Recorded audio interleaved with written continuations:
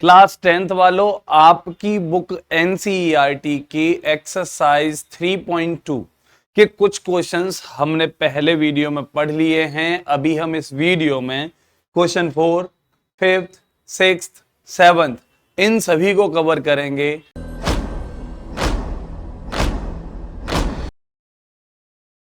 कैसे हो मलूक बच्चों? उम्मीद है कि आप अच्छे ही होंगे और होने भी चाहिए।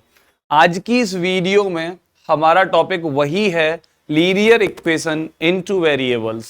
ठीक है, आज की हमारी इस वीडियो में हम पढ़ने वाले हैं एक्सरसाइज 3.2 से question number 4th, 5th, 6th, 7th आपकी बुक एनसीईआरटी से। क्लियर है? तो हम इन सभी क्वेश्चंस को पढ़ेंगे, लेकिन मैं आपको पहले बता दूं कि ये जो 4th क्वेश्चन है जिसमें आप पढ़कर देखिए, which of the following pairs of linear equations are consistent and inconsistent. ठीक है, if consistent obtain the solution graphically. अगर कंसिस्टेंट है तो ग्राफिकली हमें उसका सॉल्यूशन चाहिए। दूसरी बात, मैंने क्या आपको कंसिस्टेंट और इनकंसिस्टेंट के बारे में बता दिया है। अगर जिन लोगों को नहीं पता है, पहले मेरी पिछली वीडियो पर जाओ और वहां से कंसिस्टेंट और इनकंसिस्टेंट क्या होते हैं इसको जाकर देख लीजिए, जिससे आपको समझ में आ जाए कि कंसिस्टेंट क्या होता है, इनकंसिस्टेंट क्या होता है, कब pair of linear equation consistent होते हैं, कब pair of linear equation inconsistent होते हैं। तो ये दोनों बातें समझनी है तो मेरी पिछली वीडियो देख लो। और दूसरी बात, हमें ग्राफिकली अगर सॉल्यूशन फाइंड करना है, ये भी मैं पढ़ा चुका हूं आप लोगों को एक्सरसाइज 3.2 के फर्स्ट क्वेश्चन में। साथ के साथ एक्सरसाइज 3.1 में मैंने ग्राफिकली शो करना सिखाया था और वहीं पर बताया था जहां पर लाइन इंटरसेक्ट करेंगी वहीं पर क्या होगा, आपका सॉल्यूशन फाइंड होगा। ठीक है, वहीं पर आपको सॉल्यूशन ऑब्टेन होगा। क्लियर है? तो मैं आपको ग्राफिकली शो करना भी बता चुका हूं, मैं आपको सॉल्यूशन फाइंड करना भी बता चुका हूं, कंसिस्टेंट और इनकंसिस्टेंट की डेफिनेशन साथ के साथ मैं आपको बता चुका हूं कि कब कंसिस्टेंट होंगे, कब इनकंसिस्टेंट होंगे pair of linear equation. Clear है? तो मेरे हिसाब से आप पहले पिछली वीडियोस देख लीजिए, उन सभी वीडियोस को तीन क्या कहते हैं, कंसिस्टेंट होना एक प्रॉपर्टी हो गई, दूसरी कंपेयर करना रेशियोज की, ठीक है, तीसरी आपका सॉल्यूशन फाइंड करना ग्राफिकली। ये तीनों बातें बता चुका हूं मैं, जो कि इस क्वेश्चन पर अप्लाई होने वाली है। ठीक है, तो हम बड़ी तमीज के साथ करने वाले हैं। तो कंसिस्टेंट और इनकंसिस्टेंट का पता करने के लिए हमें यहां पर A1 फाइंड करना है जो होगा 1, यहां B1 फाइंड करना है जो भी होगा 1, और C1 फाइंड करना है वो होगा 5। क्लियर है? अब ऐसे ही इस इक्वेशन पर फाइंड करते हैं हम, तो A2 मिल गया हमें 2, B2 मिल गया हमें 2, ठीक है, और C2 मिल गया हमें 10। क्लियर है? अब यहां पर A1 अपॉन A2 फाइंड कर लो भाई, A1 अपॉन A2, ये आ गया 1 upon 2, A1 is 1 and A2 is 2, तो A1 अपॉन A2 मिल गया हमें 1 अपॉन 2। क्लियर है? अब ऐसे ही हमें B1 अपॉन B2 फाइंड करना है, तो B1 is 1 and B2 is 5, sorry 2, तो यहां पर 1 अपॉन 2 B1 अपॉन B2 भी आ गया। ऐसे ही C1 अपॉन C2 फाइंड कर लो भाई, तो ये मिल गया कितना, 5, और ये 10 हो गया, क्योंकि C1 5 है और C2 10 है, तो 5 अपॉन 2 ये भी हो गया 1 अपॉन 2।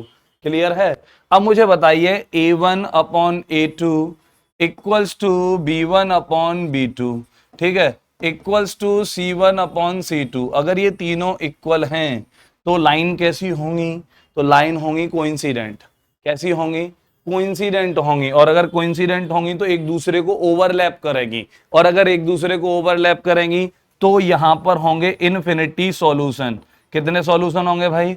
इनफिनिटी सॉल्यूशन होंगे। क्लियर है? तो यहां इनफिनिटी सॉल्यूशन होंगे। अगर सॉल्यूशन होगा तो लीनियर इक्वेशन कैसे होंगे भाई? कंसिस्टेंट होंगे। कैसे होंगे? कंसिस्टेंट होंगे। ठीक है, तो लीनियर इक्वेशन आपके कंसिस्टेंट होंगे। अगर कंसिस्टेंट हैं तो मुझे ग्राफिकली शो करने होंगे। कैसे शो करने होंगे? ग्राफिकली शो करने होंगे। अब ग्राफिकली शो करने के लिए मैंने आपसे बोला था कि पहले आप एक चार्ट बना लो, टेबल बना लो, जिसमें एक्स और वाई की वैल्यू फाइंड कर लो। ठीक है, क्योंकि आपको एक्स और वाई दोनों का वैल्यू चाहिए चाहिए, और मिनिमम 2 वैल्यू फाइंड कर लो। और उसको फाइंड करने का तरीका मैंने आपको बताया था, कुछ नहीं कि तमीज के साथ टेबल बनाओ और टेबल में आप इजीली सॉल्व करना शुरू कर दो। यहां पर x का वैल्यू आप लेट करते हो 2, तो यहां 2 लिखते हो तो y का वैल्यू क्या हो जाएगा भाई? तो 3 हो जाएगा। ठीक है, तो हमें पॉइंट मिल गया 2,3। ऐसे ही यहां पर अगर x का वैल्यू 3 लिखते हो तो y का वैल्यू कितना हो जाएगा भाई, 2 हो जाएगा। तो ये दूसरा इक्वेशन में दूसरा पॉइंट मिल गया आपको, कोऑर्डिनेट मिल गया 3,2। दोबारा सुन लो, x का वैल्यू 2 हुआ तो y का वैल्यू 3 होगा, ऐड करके कितना हो जाएगा, 5 हो जाएगा। तो यहाँ पर 2 और 3 एक पॉइंट मिल गया हमें, एक पॉइंट के कोऑर्डिनेट मिल गए। दूसरी कंडीशन में अगर मैं यहाँ पर कहूँ कि x का वैल्यू 3 है और y का वैल्यू कितना हो जाएगा 2, तो 3 और 2 कितने होंगे भाई, 5 होंगे। तो दूसरा पॉइंट मिल गया 3,2। सेम ऐसे ही इस इक्वेशन के लिए एक और डायग्राम बना लो भाई, एक और टेबल बना लो, ठीक है। तो यहां से ये x और यहां से ये y और यहां पर आप वैल्यू पुट करोगे। अब यहां पर आप वैल्यू पुट करते हो तो y का वैल्यू कोई ऐसा लो जिसमें 2 का डिवाइड चला जाए। सपोज मैंने y का वैल्यू 2 ले लिया, तो ये 2 2 कितना हो जाएगा भाई, 4 हो जाएगा। और अगर ये 4 हो गया तो 4 10 से माइनस होगा, अरे हाँ या ना। अगर ये 4 है तो इसको 6 कर लो, ऐसा कर लो, 6 और 4 कितना हो जाएंगे भाई, 10 हो जाएंगे। तो x का वैल्यू क्या पुट करोगे, 3 पुट करोगे। तो x का वैल्यू 3, y का वैल्यू 2, हाँ या ना, अरे बोलिए। और सेम ऐसे ही अगर मैं x का वैल्यू 2 पुट कर दूं तो भैया y का वैल्यू क्या मिल जाएगा मुझे, तो y का वैल्यू 3 मिल जाएगा, क्योंकि 2 2 जा 4 हो जाएंगे और 2 3 जा 6 हो जाएंगे, मिलकर 10 आ जाएगा। तो यहां अगर मैं x का वैल्यू 2 पुट करता हूं तो ये 4 हो जाएगा और ये 6 हो जाएगा, और अगर ये 6 होगा तो y का वैल्यू 3 होगा, ये एक और पॉइंट मिल जाएगा।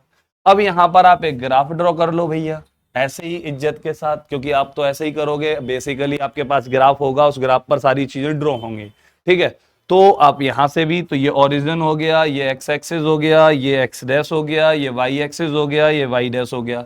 अब आपको 2 3 मैक्सिमम बस 5 पॉइंट ले लो आप, तो 1 सेम डिस्टेंस पर लेना भाई, 2 सेम यहां से 3 और ये 4, ऐसे ये 5, ऐसे यहां ले लो भाई 1 2 3 4 एंड 5, ऐसे यहां ले लो आप 1 2 3 4 और ऊपर ये 5, ठीक है। सेम ऐसे ही x 1 2 3 4।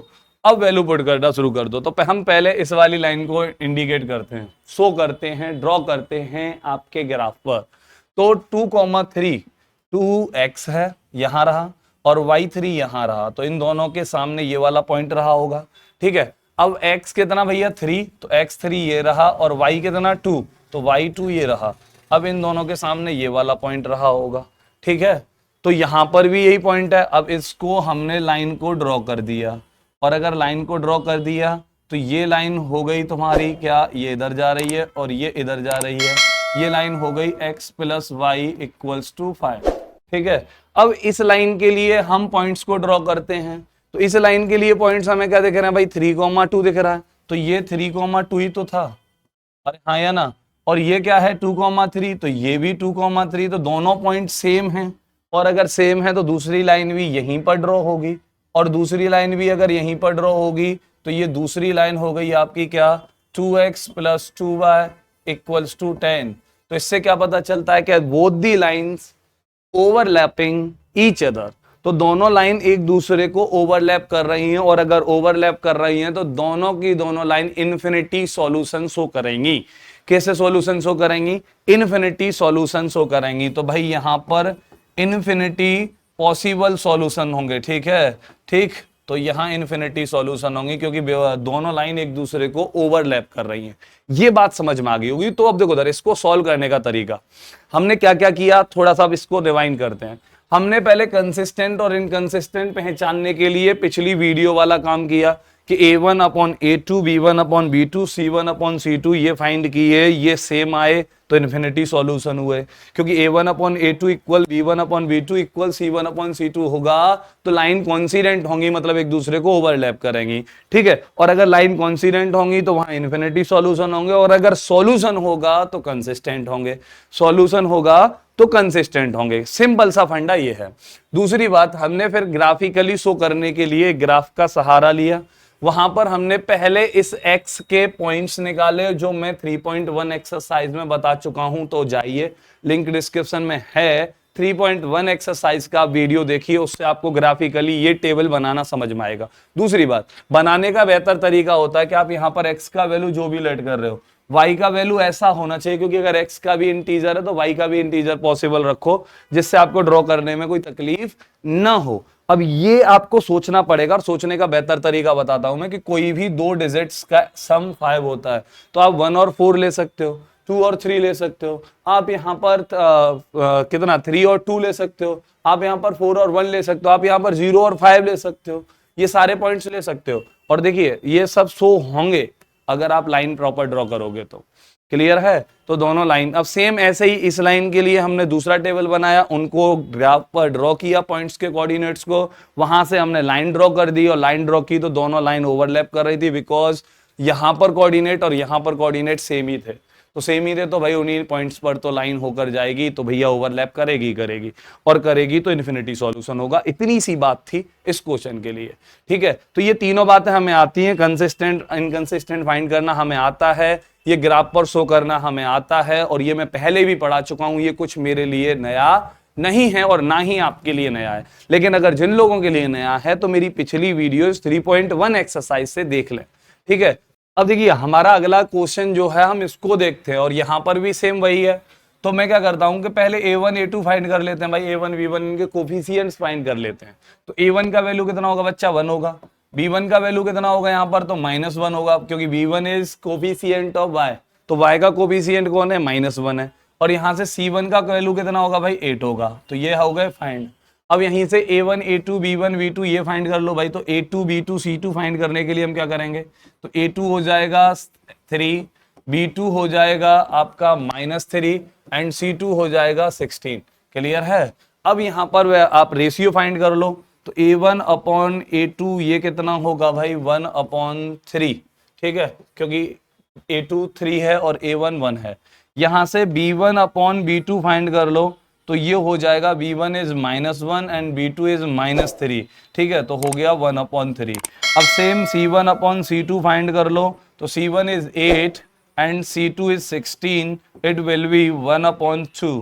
ठीक है, तो अब ये 1/2 हो जाएगा। अब यहां पर देखो हमें दिखाई क्या दे रहा है? a1 अपॉन a2 इक्वल नजर आ रहा है हमें b1 अपॉन b2 के, ये दोनों इक्वल हैं। और अगर ये इक्वल हैं और c1 अपॉन c2 को हम देखते हैं, तो c1 अपॉन c2 हमें कितना दिख रहा है भाई?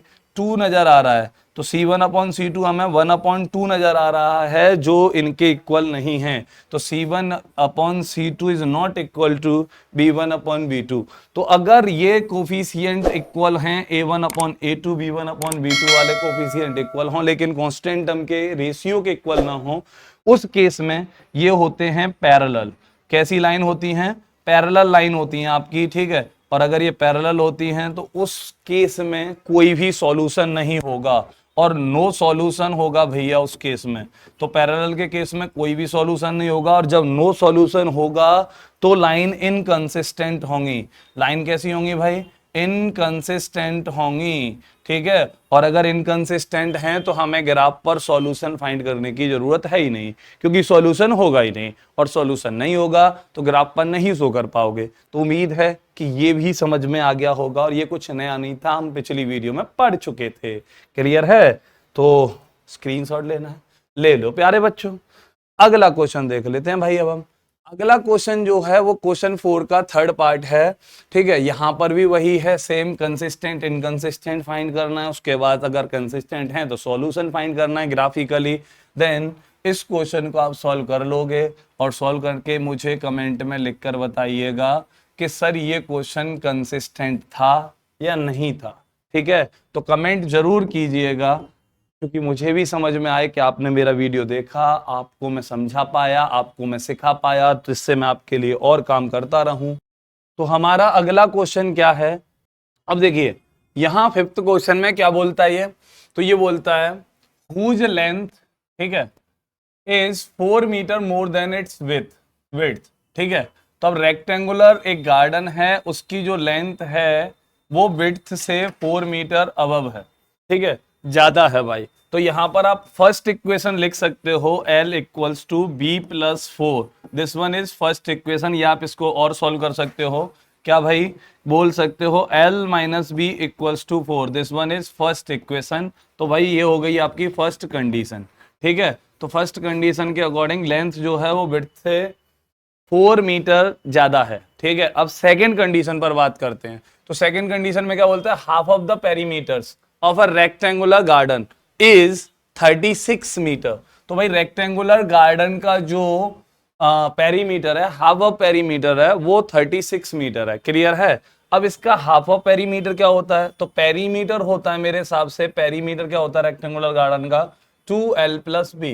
ठीक है, अब इसका हाफ अगर मुझे पेरीमीटर चाहिए तो p अपॉन 2 चाहिए, तो यहां मैं 2 से डिवाइड करूंगा तो ये क्या बचेगा? सिर्फ l प्लस बी। तो l plus B equals to हो गया 36। ये हो गया आपका सेकेंड इक्वेशन। और दो इक्वेशन आपको मिल चुके हैं, और दोनों इक्वेशन अगर आपको मिल चुके हैं सेम x और y की तरह, अभी यहाँ l और b हैं, तो दो वेरिएबल्स में जो लीनियर पेयर बन रहे हैं आपके, लीनियर इक्वेशंस का जो पेयर बन रहा है, फर्स्ट वन इज और सेकंड वन दिस। ठीक है, तो भाई यहां पर साफ दिखाई दे रहा है कि हमें दो इक्वेशन मिल चुके हैं, दो इक्वेशन मिल गए तो पेयर मिल गया। अगर पेयर मिल गया तो मैं इनका सॉल्यूशन फाइंड कर सकता हूं।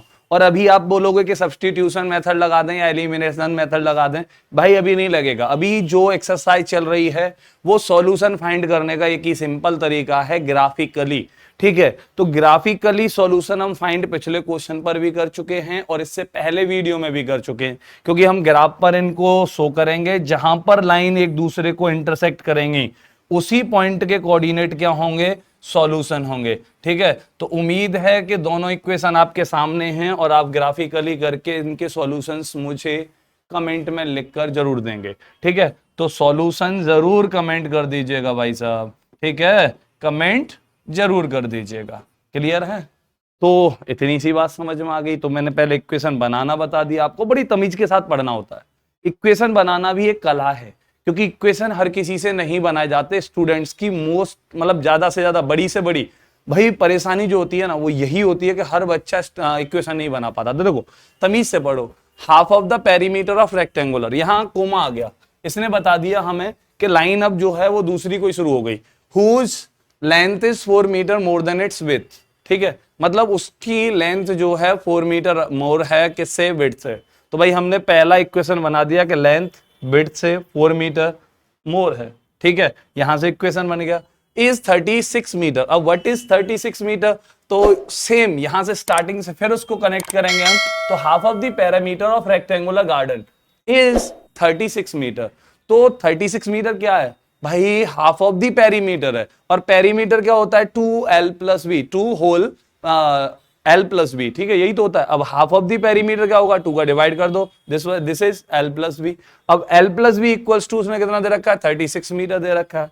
First equation second equation show करो ग्राफिकली उसको। ठीक है, उसके बाद लाइन जहां इंटरसेक्ट कर रही होंगी उसी पॉइंट्स के कोऑर्डिनेट्स को सॉल्यूशन बोल दो, लेंथ और ब्रेथ के लिए। क्लियर है? तो इतनी सी बात आपको समझ में आ गई होगी। बेसिकली अगर हम इनको सॉल्व करते हैं तो लेंथ 20 आएगा और ब्रेथ जो आएगा वो आपका 16 आएगा। क्लियर है? अब नेक्स्ट क्वेश्चन पर बात करते हैं। 6th क्वेश्चन है भाई, अब ये बोल रहा है इंटरसेक्टिंग लाइंस कोइंसिडेंट, ये लाइन पैरेलल लाइन। अब इनके तीनों के बराबर बराबर लिखना है मुझे। ठीक है, अब ये लाइन है क्या? फर्स्ट सॉल्व करता हूं मैं, चलो इंटरसेक्टिंग लाइन लिखता हूं। इंटरसेक्टिंग लाइन का मतलब क्या होता है कि जहां पर a1 upon a2 does not equal to b1 upon b2। ठीक है, तो a1 upon a2 b1 upon b2 के इक्वल नहीं होना चाहिए। a1 अगर 2 है तो ठीक है, अब इसी के जैसा कोई a2 ले लो भाई, तो मैंने 3x ले लिया। ठीक है, अब यहां पर b1 कितना है? 3 है, तो यहां रेशियो क्या बनेगा?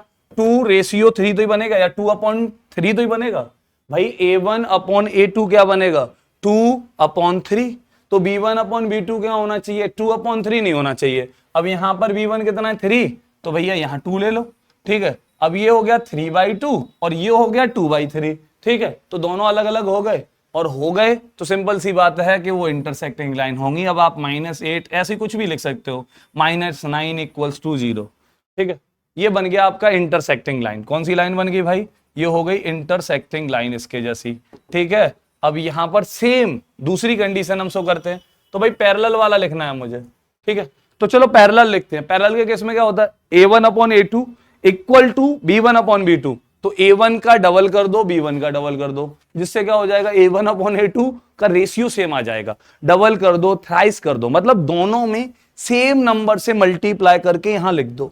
जिससे क्या रहेगा कि a1 अपॉन a2 और b1 अपॉन b2 जो रेशियो बनेगा वो सेम ही बनेगा, क्योंकि जहां पर अगर आपने 2 से मल्टीप्लाई किया होगा a1 में तो a2 भाई डबल आएगा, ऐसे ही b1 में 2 से मल्टीप्लाई किया होगा तो b2 भी डबल आएगा। तो सिंपल सा फंडा क्या नजर आएगा, a1 upon a2 equal to b1 upon b2 double करने इक्वल करने के लिए सेम नंबर से मल्टीप्लाई कर दो x और y के कोफिशिएंट्स में, ठीक है। तो यहां होता है भाई a1 upon a2 equals to b1 upon b2 but not equal to c1 upon c2, इसका ध्यान रखिएगा आप। तो यहां पर पहले इनको इक्वल करते हैं, तो इसमें डबल मल्टीप्लाई कर दिया तो ये हो गया भाई 4x, इसमें 2 का मल्टीप्लाई कर दिया तो ये हो गया भाई 6y, ठीक है। अब 2/4 1/2, 3/6 1/2, तो इससे क्या पता चल गया कि a1 upon a2 b1 upon b2 ये तो हो गए सेम। अब बात आती है equal not c1 upon c2 के, तो यहां c1 कितना है -8 है। अब भैया डबल करते हो तो 16 होगा, अब 16 को छोड़ के कुछ भी लिख दो, तो भैया मैंने लिख दिया +9 और इक्वल्स टू 0, ठीक है। क्या लिख दिया, +9 और इक्वल्स टू 0, क्योंकि इसका देखो जैसे हमने इन सब में डबल किया था तो सब में डबल कर देते तो इंटरसेक्ट इसकी कोइंसिडेंट वाली लाइन की कंडीशन बन जाती, क्योंकि सभी सेम हो जाते। तो यहां पर हमें c1 अपॉन c2 इक्वल नहीं चाहिए, तो ये 1/2 आएगा, 2/4 1/2, 3/6 1/2, ऐसे ही 8/16 1/2 होता, तो 16 को छोड़कर कुछ भी लिख दो, जिससे क्या होगा कि c1 अपॉन c2 बिगड़ जाएगा, और बिगड़ जाएगा तो इक्वल नहीं होगा। बात पल्ले पड़ी इतनी सी, बहुत आसान सी बात है, ठीक है। अब यहीं पर थर्ड वाली कंडीशन क्या भैया, तो थर्ड वाली कंडीशन है कोइंसिडेंट की, और कोइंसिडेंट कब होता है, जब a1 अपॉन a2, ठीक यही तो होता है ना, a1 upon a2 equal to b1 upon b2 equal to c1 upon c2। तो इसमें इक्वेशन में किसी का भी मल्टीप्लाई कर दो सारे टर्म्स में, अपने आप नई लाइन निकल के जो आएगी वो कोइंसिडेंट लाइन निकल कर आएगी। कैसी लाइन निकल कर आएगी, कोइंसिडेंट लाइन निकल के आएगी। पैरेलल के लिए किसी का भी मल्टीप्लाई कर सकते हो तुम, लेकिन कांस्टेंट टर्म में बस उसका मल्टीप्लाई मत करना, कांस्टेंट टर्म में बस उसका मल्टीप्लाई मत करना, कांस्टेंट टर्म में उसका मल्टीप्लाई ना करके उसी कांस्टेंट टर्म को लिख दो या कोई और कांस्टेंट टर्म लिख दो, कोई फर्क नहीं पड़ेगा, लेकिन बस मल्टीप्लाई मत करना। तो किसी भी नंबर से मल्टीप्लाई करके तुम यहां पर बना सकते हो, एक नहीं 2 बना सकते हो। मैं 3 से मल्टीप्लाई कर दूं 6x, ठीक है, यहां 3 से मल्टीप्लाई कर दूं 9y, ठीक है, और यहां 8 वाले केस में बस 3 से मल्टीप्लाई ना करो तो -8 ही लिख दो और इक्वल्स टू 0। ये भी इसके पैरेलल लाइन ही होगी। कैसी लाइन होगी, पैरेलल लाइन ही होगी। अभी चाहिए कोइंसिडेंट, तो किसी से भी मल्टीप्लाई कर दो, पर तीनों सेम होने चाहिए, तो तीनों में ही करना पड़ेगा, कोफिशिएंट ऑफ x में भी, कोफिशिएंट ऑफ y में भी, और कांस्टेंट टर्म में भी, इन तीनों में मल्टीप्लाई करना पड़ेगा, और तीनों मल्टीप्लाई कर दो। बड़े भैया कर क्यों नहीं रहे हो, किसका इंतजार कर रहे हो, कितने से करोगे बताओ, 2 से करोगे, तो भाई 2 ही आसान है, सबसे सस्ता भी है। अब 2 से मल्टीप्लाई कर दिया ये 4x हो गया, 2 से मल्टीप्लाई इसमें कर दिया तो भैया ये 6y हो गया, और 2 से मल्टीप्लाई यहां कर दो भैया तो ये -16 हो जाना है और बराबर 0 आ जाना है। बन गया या नहीं बन गया। अगर आपको दूसरा चाहिए तो बड़े भैया 3 से मल्टीप्लाई कर दो, 5 से कर दो। चलो भैया हमने 5 से कर दिया, नहीं हमें तो एक और इक्वेशन चाहिए, हम तो एक और चाहते हैं ना, हम क्रिएटिविटी, भाई तो क्रिएटिव बन लो, ठीक है भाई। तो ये 10x हो गया, प्लस ये कितना हो गया भाई 5 से मल्टीप्लाई करके 15y हो गया, माइनस ये कितना हो जाएगा भाई 40 हो जाएगा, और इक्वल्स टू 0। ये भी क्या होगा, कोइंसिडेंट ही लाइन का इक्वेशन होगा। कौन सी लाइन का इक्वेशन होगा, कोइंसिडेंट लाइन का इक्वेशन होगा। तो बात समझ में आ गई होगी, this one is intersecting line, ठीक है। ये दोनों के दोनों आपके किसके, इसके अकॉर्डिंग पैरेलल लाइंस की इक्वेशन है, इसके अकॉर्डिंग ये इंटरसेक्टिंग लाइन के सॉरी कोइंसिडेंट लाइंस के इक्वेशंस हैं। क्लियर है। तो उम्मीद है कि ये बात भी समझ में आ गई होगी, और इसको अच्छे से समझिएगा। क्या करना है आपको, यहां पर a1 upon a2 b1 upon b2 equal नहीं करना है, तो यहां a1 में किसी और से मल्टीप्लाई करो, b1 में किसी और से मल्टीप्लाई करो, जिससे रेशियो सेम ना बने। यहां पर a1 upon a2 b1 upon b2 same करना है, तो a1 और b1 दोनों में सेम नंबर से मल्टीप्लाई कर दो, जिससे a2 b2 जो आए वो उन्हीं के मल्टीपल आए और उतने ही टाइम्स मल्टीपल हो, ठीक है। 2 टाइम्स हो तो 2 टाइम्स हो, अगर 2 टाइम्स है तो वो भी 2 टाइम्स है, तो सेम नंबर से मल्टीप्लाई, और यहां तीनों में सेम नंबर से मल्टीप्लाई, बट यहां कांस्टेंट टर्म का ध्यान रखना है, ठीक है। उम्मीद है कितनी बात पल्ले पड़ गई होगी, और अगर पल्ले पड़ गई है तो अपना काम कर दो ईमानदारी से, इसको ज्यादा से ज्यादा अपने दोस्तों को शेयर कर दो, ठीक है। जितना शेयर कर सकते हो उतना शेयर कर दो भाई, अगर ये सारी बातें पल्ले पड़ी हैं तो, ठीक है, दिमाग में ठीक से बैठी हैं। अब ये 7th क्वेश्चन जो है भाई, the draw the graph of the equation, यहां पर भी ग्राफ ही ड्रॉ करना है। डिटरमाइन द कोऑर्डिनेट्स, ठीक है, of the vertices of the triangle formed by 3 lines and the x axis, ठीक है।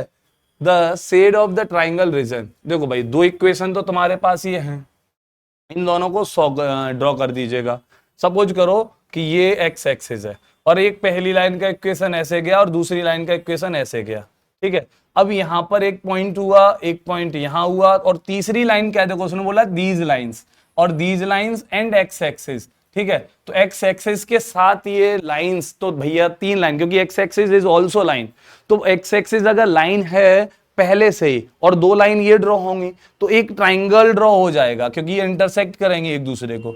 तो एक ये पॉइंट और एक ये पॉइंट, अब ऐसे आपका एक ट्राइंगल ड्रॉ हो गया, ठीक है। अब ये ट्राइंगल ड्रॉ हो गया तो वो बोल रहा है बस शेड कर रहे हैं, तो ऐसे आपको ट्राइंगल रीजन को शेड कर देना है, ठीक है, और ये काम करना है। लेकिन उसके लिए आपको क्या करना होगा कि इन दोनों लाइंस को ग्राफ पर ड्रॉ करना होगा। तो उम्मीद है कि आप दोनों लाइन को ग्राफ पर ड्रॉ कर दोगे। उम्मीद है कि जहां पर वो एक्स एक्सिस को काट रही होंगी वहां से एक ट्राइंगल लेट करके उनको शेड कर दोगे। तो इसका आंसर भी आप कमेंट में लिख दीजिएगा, हाँ सर जी हमने ये कर लिया, ड्रॉ कर लिया, और साथ के साथ ये भी बता दीजिएगा कि नहीं किया, तो जिससे मैं अगली वीडियो में आपके लिए इसको ले आऊं, ठीक है। तो उम्मीद है कि ये 3.2 एक्सरसाइज के सभी क्वेश्चंस अच्छे से समझ में आए होंगे। ग्राफ पर शो करना बहुत अच्छे से आया होगा, ठीक है। आपका पैरेलल कब होंगी, इंटरसेक्टिंग कब होंगी, कोइंसिडेंट कब होंगी, ये भी अच्छे से समझ में आया होगा। कंसिस्टेंट और इनकंसिस्टेंट की कंडीशन भी समझ में आई होगी। ग्राफिकली सॉल्यूशन फाइंड करने की कंडीशन भी समझ में आई होगी। तो उम्मीद है कि आपको ये सारी वीडियो में जितने भी क्वेश्चंस मैंने पढ़ाए हैं वो अच्छे से समझ में आए होंगे, और अगर आए हैं तो ज्यादा से ज्यादा लोगों को शेयर कर दीजिएगा। मिलेंगे आपसे हम अपनी अगली वीडियो में एक और अगली आपकी एक्सरसाइज के साथ, एक्सरसाइज 3.2 के साथ। तब तक के लिए नमस्कार, जय हिंद, जय भारत।